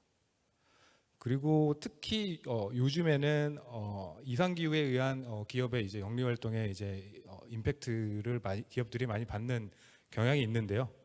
이런 기후 리스크 점검 같은 경우에는 저희가 일반 기업들에게도 그 클라이밋 리스크 분석 서비스를 제공을 할 수 있습니다. ESG 평가 같은 경우에는 예상충 이슈가 있기 때문에 저희가 기업과 어떤 인게이지를 할 수가 전혀 없는데요. 이 클라이밋 그 기후 리스크 관련 분석은 저희가 어느 정도는 이제 유연성이 있어서 이제 제공을 하고 있고 관련 사업이 이제 본격적으로 이제 한국에서도 확대가 되고 있습니다. 오늘 발표는 오늘이 이제 여성 금융 관련 행사이기도 하고 또 한국에서 일어나고 있기 때문에 여성이라는 주제와 그리고 한국이라는 국가 이 두 가지의 교집합에 대해서 두 가지 내용을 한번 설명을 드리려고 합니다. 첫 번째 내용은 여성 이사회 관련 한국과 글로벌 간의 어떠한 비교를 할 수 있는 통계 수치에 대해서 제가 설명을 드릴 예정이고요. 두 번째로는 MSCI가 이번에 새로 제작을 한 여성 리더십 관련 주가 지수가 있습니다. 이 지수에 대해서도 두 번째로 설명을 드리도록 하겠습니다. 이제 이사회 관련 통계에 대해서 이제 먼저 말씀을 드리면요. 저희 참고로 이제 여성 이사회 관련 통계는 이제 그 제가 자료를 준비하지 않았기 때문에 이제 제가 설명드리는 내용만 들어주시면 될 것 같습니다. MSCI는 매년 11월에 Women on Board라는 관련 여성 관련 이사회가 어떻게 증가하고 이사회 구성 비율이 어떻게 증가하고 있는지에 대한 프로그레스 리포트를 매년 발간하고 있고요. 이 프로그레스 리포트의 발간 목적은 이사회 구성의 젠더 다이버시티를 지속적으로 트래킹하고 그리고 대외적으로 리포팅하기 위함입니다. MSCI도 이사회 구성에 있어서 여성의 비중이 늘어나는 부분에 대해서 상당히 관심 있게 지켜보고 있다라고 말씀을 드릴 수 있고요. 관련된 지표를 한번 살펴보면 작년 말 기준으로 전체 이사회 의석 중 여성의 비율을 조사할 경우에는 선진국 같은 경우에는 한 29% 정도가 이제 여성이었고 신흥국 같은 경우에는 14.5% 정도가 이제 여성으로 구성이 되어 있었습니다. 반면에 이제 한국은 한 9% 정도밖에 이제 되지 않는 상황이었고요. 이사회 의석 중 여성의 비율이 최소 30% 이상인 비율을 조사할 경우에는 선진국 같은 경우는 52%, 신흥국은 12%. 그러나 한국의 경우에는 불과 2%에 불과하는 상황이었습니다. 그리고 여성 이사회 의석 중에서 여성 비율이 0%인 0%인 경우를 조사를 해보면 선진국은 3.5%밖에 안 됐고요. 신흥국은 26% 정도가 나왔습니다. 그런데 한국의 경우에는 이사회 의석 중 이제 여성의 비율이 0%인 경우, 한 명도 없는 경우가 42%나 됐어요. 이게 이제 저희가 조사한 이 유니버스 자체가 한국의 한 상위 시총 400개 정도 기업을 조사한 건데 이 정도의 통계가 나왔고요. 보시다시피 이제 한국의 경우에 전반적으로 여성의 리더 관련 지표가 글로벌 평균을 밑도는 것은 이제 MSCI가 발간하는 리포트 기준으로도 사실임을 이제 확인하실 수가 있습니다. 다만 이제 한국의 경우 이제 2020년에 이제 법안 자체는 발의가 되었죠.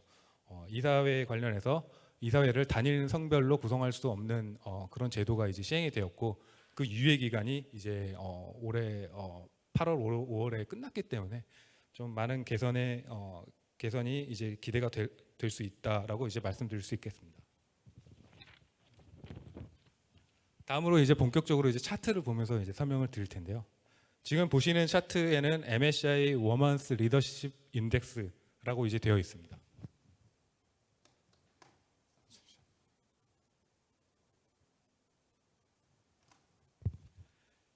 이 지수는 MSCI가 발표하는 MSCI가 발표하는 지수 중에서 여성이라는 주제와 관련된 이제 대표 지수라고 볼 수 있고요. 전통적으로 여성의 리더가 많은 회사가 이제 많아야 지수가 구성이 가능한 특징을 갖고 있습니다. 이제 특정 국가에 상장된 기업들 중에 여성의 리더들이 부족한 국가를 대상으로 지수를 제작하려고 하면 지수 구성 자체가 안 되는 특징을 갖고 있고요. 때문에 과거에는 왼쪽 하단에 보시다시피 미국 그리고 선진국 그리고 유럽, 캐나다 이런 북미권과 유럽의 선진국 지수 권역들만 대상으로 MSCI도 여성 리더십 관련 지수를 제작하고 발표했었습니다. 저희 MSCI 한국 오피스에서는 이 여성 리더십 관련 지수를 2016년에도 한번 제작해 보려 이제 시도를 했었는데요. 그때 당시에는 실패했었습니다. 실패한 이유는 바로 이제 구성 종목이 부족했었기 때문입니다. 지수를 구성하려면 최소 구성 종목이 20-30개 정도는 나와줘야 되는데 그 정도 되는 기업이 이제 지수에 선택이 될 수 없는 상황이었기 때문에 이제 지수 구성 자체가 실패를 했었고요. 이번에 저희가 이제 이번 여성 금융인 행사를 참석하기도 하고 자본시장법 165조의 다시 20이죠. 이 법안의 유예 기간이 올해 8월 5일로 끝나면서 저희가 이번에 지수 제작을 다시 한번 시도를 했습니다. 이번에는 뭐 그동안에 많은 개선이 있어서 그랬었는지도 모르겠지만 지수 제작 자체는 이제 저희가 성공을 했고요. 저희가 이거를 뭐 업계에 수요가 있을 경우에는 이제 공표를 할 예정인데 관련해서 많은 금융 상품이나 이런 부분들이 이제 출시되었으면 하는 기대를 하고 있습니다. 저희가 MSCI가 이 워먼 리더십 지수를 제작하는 이 방법론을 간단하게만 설명을 드리면요. 첫 번째로 여성 관련 이제 이사회 구성원이 3인 이상이거나 아니면 여성 이사가 1명 이상이 되어야 하고 그리고 여성의 C-레벨 여성 인력이 있어야만 기본적으로 이제 지수에 편입이 될 수가 있습니다. 이 두 가지 조건이 이제 엔드 조건이 아니라 오어 조건으로 돼서 이사회에 여성이 3명이 이상이 있거나 아니면은 이사회에 여성이 1명이 있고 CFO나 CEO 등의 여성 관련 이제 여성 임원이 한 명 정도가 이제 있어야 이제 조건을 충족한다라고 보시면 될 것 같습니다. 이게 이제 첫 번째 조건이고요. 두 번째 조건 같은 경우에는 해당 국가의 평균적인 이사회 구성 여성 비율보다 해당 기업이 이제 더 높은 수준의 이제 여성 이사회 구성 비율을 이제 보유하고 있어야만 이제 또 그 두 번째 필터링을 이제 통과를 할 수가 있고요. 마지막 조건으로는 이제 워크포스 관련 이제 뭐 젠더 다이버시티나 아니면 레이버 매니지먼트 관련 이제 ESG 평가에서 이제 사회적 논쟁이나 이제 부정적인 뉴스 이런 것들이 나오지 않아야만 이제 지수에서 편입이 될 수 있는 이 세 가지 조건을 이제 대상으로 하고 있습니다. 이렇게 저희가 여성 그리고 한국이라는 이제 두 개의 주제의 교집합이죠. 어떻게 보면은 MSCI 코리아 IMI 워먼스 리더십 인덱스라는 지수를 이번에 저희가 제작을 했는데요. 이제 중요한 것은 이 지수가 과연 성과가 좋느냐입니다. 저희가 어찌 됐건 이 금융업에서 이제 금융 상품화하고 투자가 활성화가 되기 위해서는 특정 지수를 만들었을 때 퍼포먼스가 좋아야 돼요. 일반 시장 MSCI 기준으로 MSCI 코리아 그냥 일반 시총 그 마켓캡 지수보다 성과가 좋아야 하는데 다행히도 이번에 저희가 이제 MSCI 룰에 따라 이제 제작한 이 지수는 일반 주식 시장보다는 성과가 좋은 것으로 나타났습니다. 지금 오른쪽에 보시는 표의 맨 위쪽에 보시면 토탈 리턴이라고 되어 있는데요. 이것이 이제 연평균 수익률입니다. 과거 2년 동안의 연평균 수익률이 이제 한국 시장이 이제 왼쪽에서 보시는 9.3% 정도 이제 상승했다라고 보실 수가 있는데요. 오른쪽에 보시는 MSCI 코리아 IMI 워먼스 리더십 인덱스라는 지수는 연평균 한 11.6% 정도 상승하는 그런 퍼포먼스를 냈습니다. 즉 우리가 아는 주식시장 대비 한 2.3% 정도 아웃퍼폼을 했다. 있다라는 결과를 이제 보실 수가 있고요. 우리가 여성에 관련해서 이렇게 뭐 특정 주제 혹은 테마 관련해서 이제 주가 지수를 만들더라도 그게 꼭 성과에 해가 되지는 않았다라는 것을 이제 확인해 볼 수 있는 하나의 사례라고 보실 수 있으면 좋겠습니다. 다만 한 가지 아쉬운 점은 밑에서 한 5번째 표에서 밑에서 한 5번째를 보면 이제 넘버 오브 컨스티튜언츠라고 되어 있는데요. 기본적으로 저희가 한 MSCI 코리아 지수가 한 430개 정도 기업을 이제 포함을 하고 있는데요. 지수에서 이 오른쪽에 보시는 MSCI 코리아 IMI 원먼스 리더십 인덱스는 구성 종목의 개수가 33개밖에 안 됐습니다. 그래서 저도 MSCI라는 회사에 재직을 하고 있고 MSCI에서는 이제 지수도 만들고 이제 ESG 평가를 하는 회사이기 때문에 앞으로 저희가 이 지수 같은 경우는 꾸준히 트래킹을 하고 서울오피스 차원에서 이제 관리를 해 나가면서 과연 이 지수 관련 구성 종목이 얼마나 늘어나고 성과가 얼마나 이제 시장 대비 아웃퍼폼을 하는지를 꾸준히 트랙을 한번 해볼 생각이고요. 뭐 기회가 된다면 내년이나 뭐 내후년에 뭐 이번 행사와 같은 행사에서 이제 성과나 아니면은 뭐 구성 기업 수 이런 것들 다시 점검할 수 있는 기회가 있으면 또 좋을 것 같습니다. 다음 장을 보시면 이제 히스토리컬 퍼포먼스인데요. 제가 이제 설명드렸다시피 이제 퍼포먼스는 시장 대비 좋다. 이제 우상향하고 있죠. 노란색 선이. 다만 퍼포먼스의 이제 꾸준함이죠. 그 변동성 자체는 이제 구성 종목 개수가 적기 때문에 조금 많이 시장 대비를 흔들리는 뭐 경향이 있었고 뭐 이 부분은 이제 구성 종목 수가 점점 늘어나면서 점점 개선될 것으로 이제 생각하고 있습니다. 저희 발표는 여기까지고요. 네. 말씀 들어주셔서 감사합니다. 네, 수고하셨습니다. 매년 아까 얘기하신 그 토탈 리턴 그 데이터 같은 거는 정기적으로 이렇게 발표하실 계획인가요? 저희가 요 지수를 일단 현재는 제작만 해놓은 상황이고요. 공표는 아직 하지 공표는 아직 안 않았습니다. 하시고. 그래서 저희도 이제 이거를 시장의 수요 그리고 시장의 반응 뭐 이런 것들을 좀 보고 이거를 공표를 할지 안 할지를 좀 결정을 해야 되는 상황이고요. 거기서 공표를 하셔야 실질적으로 효과가 있지 않을까 싶은데.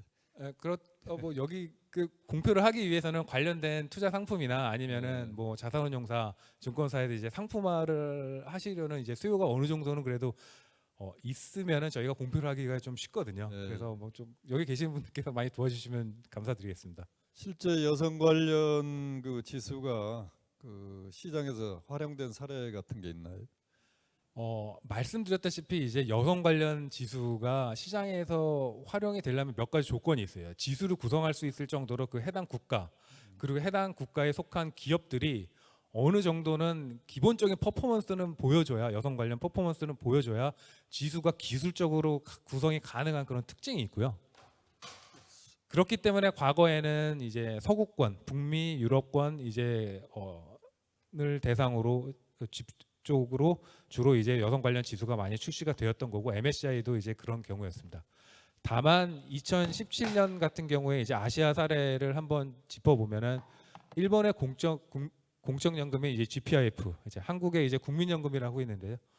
거기서 이제 MSCI와 이제 MSCI 재팬 Empowering Women Index라는 이제 여성 관련 이제 지수를 공동으로 이제 제작을 해서 이제 ETF도 출시를 하고 이제 자금 집행에 이제 나선 사례가 있고요. 그 2017년 당시에는 아무래도 일본 정부의 어떤 방침, 그 여성의 사회적 진출을 좀 더 촉진하고 그리고 그 여성 관련 사회 진출을 독려하는 그런 기업들에게 재정적인 인센티브를 주기 위해서 자금을 더 추가적으로 집행을 함으로써 재정적인 이익을 좀 주기 위해서 어떤 그런 자금 집행을 해당 지수를 대상으로 이제 패시브 자금을 집행했던 사례가 있고요. 그런 것이 이제 아까 최영건 대표님께서 이제 ESG 투자의 여러 가지 몇 가지 원칙 혹은 방법을 이제 설명을 해주셨는데 이런 식으로 이제 직접 기업의 변화를 유도하기 위해서 혹은 사회에 어떤 변화를 주기 위해서 특정 ESG 테마 대상으로 이제 투자를 집행하는 이런 행위 자체를 임팩트 투자라고 이제 저희 업계에서는 하거든요. 아시아권에서는 ESG 임팩트 투자의 이제 전형적인 교과서 같은 표본이 바로 제가 말씀드린 이제 MSCI와 그 GPIF 사례인 그 인파워링 우먼 인덱스를 대상으로 패시브 자금이 집행된 사례를 설명드릴 수 있을 것 같습니다. 네. 이런 MSCI 코리아 같은 기구에서 적극적으로 이런 이슈를 경영에 반영하시는 게 새로운 자본시장법 개정안이 이제 뿌리를 내리는데 큰 역할을 해줄 것 같습니다. 앞으로 많이 역할을 해주십시오. 감사합니다. 지정된 토론은 이걸로 마치고 시간 한 5 내지 10분 정도 플로어에 계신 분들 오늘 컨퍼런스 시작되고 지금 3시간 가까이 지났습니다만 이렇게 자리를 뜨지 않고 끝까지 지켜주신 이런 컨퍼런스는 제가 근래 보기 드문 컨퍼런스입니다. 그 은혜에 보답해 드리기 위해서 한 2-3분 정도의 플로어에 질문을 받도록 하겠습니다. 있으시면 손을 들어서 말씀해 주시죠. 적극적으로 하셔야 됩니다, 여성분들이. 없으신가요? 예, 저 뒤에 마이크 좀 갖다 드리시겠습니까? 본인 소개해 주시고 질문 답을 해야 되실 분 지정을 하셔서 하시든지 해 주십시오. 네, 안녕하세요. 신한카드 최나혜라고 합니다. 우선 질의드릴 우선 그 모든 그 발제자분부터 해가지고 설명은 잘 들었고요. 궁금한 게 하나 있습니다. 지금 그 글로벌적으로 또는 우리 한국 내에서도 지표가 특히 한국 내에서는 좀 다양하게 있다 보니까 그거를 좀 표준화시키는 게 필요하다고 보여지는데 마스크를 좀 벗고 말씀해 주실래요? 네, 그래서 그런 그 표준화를 위한 지금 혹시 뭐 그런 뭐 발의라든지 또 그런 뭐 목표라든지 그런 게 있으신지 해서 여쭤보고 싶습니다. 그거를 답할 당국자가 여기 안 계신 것 같습니다. 혹시 뭐 답해 줄 수 있어요? 예, 제가 사실 이제 거래소의 주가지수 위원 주가지수가 아니구나 ESG 위원회 위원으로 좀 활동을 하고 있습니다. 그래서 그 최근에 아까 그 말씀드린 대로 지금 여러 가지 발표되는 그 뭐죠? 그 글로벌 이니셔티브가 다 다르기 때문에 그것 때문에 되게 문제가 있었죠. 그래서 아까 제가 말씀드린 대로 IFRS 산하에 있는 4개 글로벌 펌, 뭐 우리가 말하는 PwC, 딜로이트 이거 다 모여가지고 글로벌 표준 그 ESG 공시의 방법론이 제정이 됐어요. 그래서 아마 그 3월달에 그걸 이제 우리가 아까 그 IFRS 산하의 ISSB라는 기구에서 그 표준안이 나왔고 그 표준안을 각국 정부에 지금 보낸 상태입니다. 그래서 저희들도 이제 우리나라도 과연 그렇게 공시 여러 가지 그 항목들에 대해서 과연 우리가 할 수 있는지에 대한 그런 이제 피드백을 지금 진행되고 있고요. 아까 우리 사모님께서 말씀하신 대로 아마 연말 정도 가면 이제 우리 재무제표처럼 이제 그 ESG 정보 공시에 대한 그 표준안이 글로벌리 아마 제정되는 걸로 알고 있습니다. 문 본부장 뭐 답할 내용 있어요? 뭐 비슷하게 말씀하신 대로 연말에 이제 글로벌에서 이제 가이드라인 나오면 사실 이제 그게 각 국가별로 그 가이드라인을 어떻게 채택하느냐를 이제 정하는 부분들이 이제 생기게 되고요. 그래서 지금 이제 뭐 그 상공회의소에 이제 있는 그 한국 회계기준원에서 그런 역할들을 아마 이제 거래소랑 같이 하시게 될 거고 그 부분에 있어서 말씀하신 대로 일단 나와 있는 초안에 대한 의견은 저희가 기업들의 의견들을 굉장히 수렴을 많이 했고 그 의견을 일단 전달한 상태고요. 올해 연말에 이제 저희뿐 아니라 여러 글로벌에서 거의 비슷한 의견들입니다. 그러니까 그 기업들이 바로 하기 어려운 부분들에 대한 것들은 좀 더 완화할 수 있도록 저희가 의견을 드렸고 또 좀 어려운 부분에 있어서는 어느 정도의 이제 각국의 사정들을 좀 고려한 표준화 같은 부분들의 의견을 드려서 연말에 그 부분이 나오면 이제 우리나라의 KSSB라고 해서 한국의 이제 지속가능성위원회가 생겨서 구체적으로 우리가 어떤 항목들을 기업들한테 요구할 건지에 대한 구체적인 방안들이 좀 마련이 되는데 그런 일정들과 관련돼서는 아마 연말 정도에 최종적으로 이제 그 로드맵이 그 일정에 대한 로드맵이 나올 거라고 예상하고 있습니다. 예, 감사합니다. 이것으로 저희 두 번째 세션을 마무리하겠습니다만 마무리하기 전에 한두 가지 제 소회를 말씀드리고자 합니다. 자본시장법 개정된 자본시장법이 정말로 5년 10년 후에 긍정적인 평가를 받고 뿌리를 내리기 위해서는 그 사이에 이제 이 참여하셨던 우리 여성 사회자분들에 대한 평가가 굉장히 중요할 것 같습니다. 각 기업이 실제로 여성분들 이사에 참여했더니 정말로 기업의 성과가 좋아지고 우리 기업 경영에 도움이 됐다. 이런 평가가 나와야 앞으로 이런 제도가 더욱더 정착이 되고 확산이 되지.